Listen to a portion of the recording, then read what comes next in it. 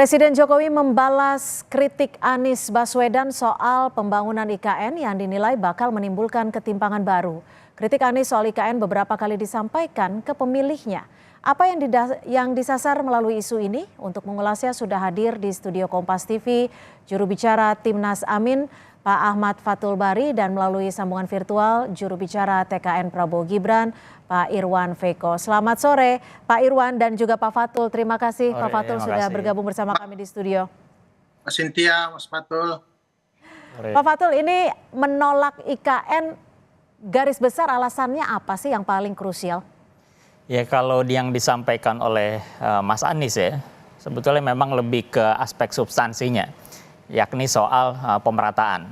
Dan kalau yang kemarin disampaikan oleh PKS lalu disambut kembali oleh Mas Anies, memang kita tegas akan mengkampanyekan bahwa ketika nanti kita menang, salah satu hal yang mau kita perbaiki adalah kita ingin mengembalikan Jakarta sebagai ibu kota negara. Karena ada beberapa aspek yang kita lihat, misalnya aspek historis bahwa Jakarta ini memang punya sejarah besar tentang pembangunan bangsa ini, bahkan sebelum bangsa ini diproklamasikan.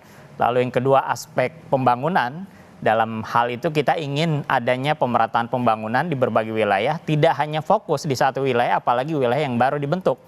Yang ketiga kita ingin bahwa ke depan hal-hal yang menjadi competitive advantage masing-masing daerah itu juga bisa dikembangkan. Kalimantan ini kan paru-parunya Indonesia salah satunya. Dan kita ingin ke depan pengembangan basis perkotaan berdasarkan karakteristik masing-masing sebagai bagian dari harapan kita juga untuk pelestarian lingkungan, itu bisa dikembangkan. Itu secara umum garis besarnya. Tetapi apa yang disampaikan Mas Anies yang kita sudah lihat di berbagai media bahwa kita berharap adanya pemerataan pembangunan, bukan sekedar hanya membangun satu kota yang jadi ibu kota lalu kita pindah dan menggunakan anggaran sangat besar, tetapi yang diharapkan adalah pemerataan di masing-masing perkotaan. Dan ini dipertegas dengan berbagai faktor, berbagai riset yang dikembangkan, baik itu oleh World Bank misalnya, yang melihat adanya ketimpangan financial gap misalnya di antara beberapa kota yang ada di Indonesia dalam pemenuhan hak-hak dasar bahkan terkait transportasi dan sebagainya itu masih sangat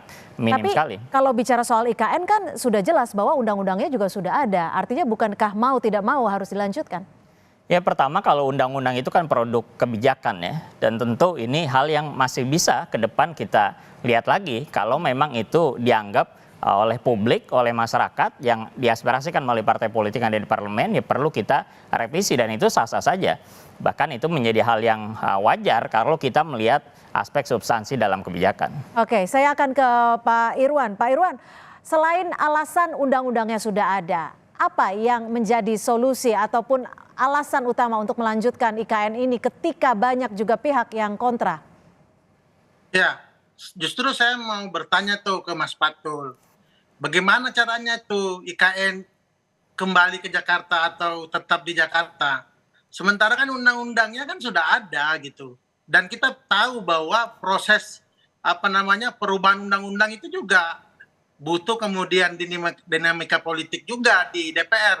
Ada 8 fraksi yang setuju terhadap pemindahan IKN dan artinya itu nggak gampang. Tetapi kalau itu kemudian dilontarkan oleh Mas Anies dan juga PKS untuk menolak IKN, saya pikir untuk elektoral ya sah-sah saja. Tetapi menurut saya perbincangan terkait IKN ini juga harus kemudian melihat juga kondisi koalisi Mas Anies itu sendiri. Ada PKB dan Nasdem di situ yang mengkonfirmasi bahwa akan tetap melanjutkan IKN.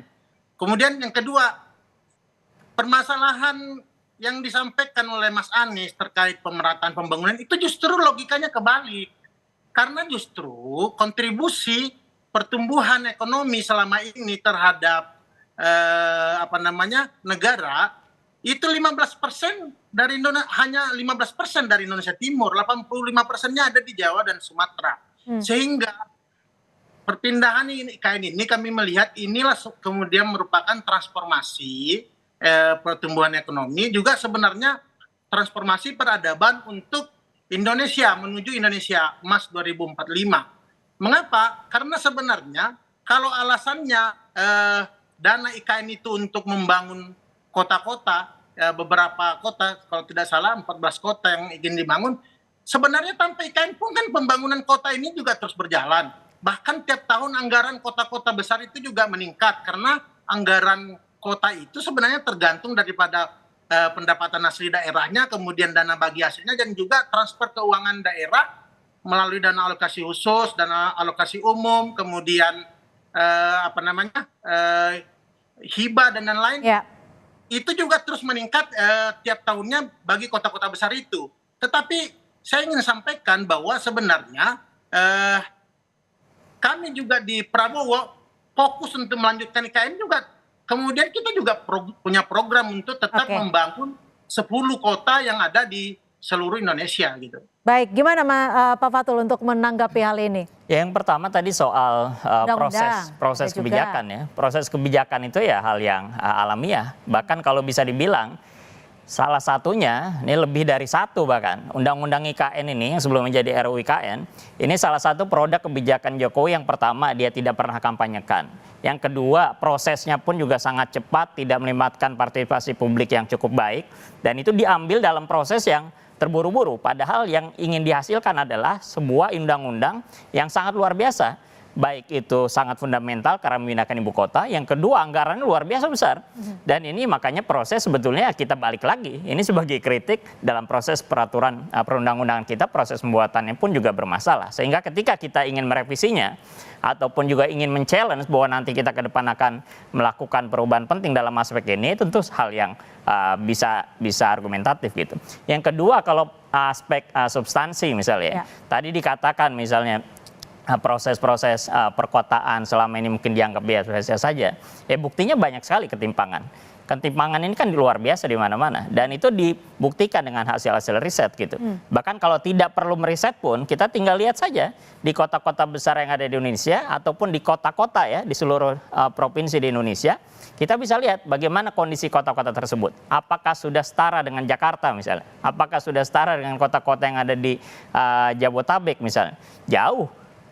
Misalnya contoh transportasi publiknya, airnya, dan sebagainya, ini luar biasa. Oleh karena itu makanya kita harapkan ke depan dalam konteks ini, karena ini adalah kebijakan yang luar biasa besar, pendanaan dan sebagainya, kita harapkan justru yang ada adalah pemerataan. Jadi sehingga kota-kota itu bisa berkembang dengan baik sebagai basis ekonomi. Undang-undang tersebut juga tidak terbuka, sehingga ketika ingin direvisi, kalau itu banyak sekali, makanya ini kan jadi kritik besar pemerintahan Jokowi ini kan luar biasa, apalagi setelah COVID ya, ketika mengeluarkan Perpu nomor 1 2020, proses pembuatan RUU segala macam itu luar biasa, banyak permasalahan, baik itu RUU UKN, RUU Cipta Kerja dan sebagainya, dan ini tentu dalam proses kebijakan itu hal yang biasa. Bahkan kalau kita mau balikan proses perubahan undang-undang pun juga calon yang dicalonkan oleh Prabowo Gibran ini kan prosesnya bahkan berubah dalam 1 hari lalu besoknya mencalonkan diri gitu. Jadi proses kebijakan itu hal yang alamiah bisa dilakukan dan kita pun juga saling menghormati. Tapi yang paling utama adalah bagaimana secara fundamental ya ini hal yang perlu kita challenge bahwa ini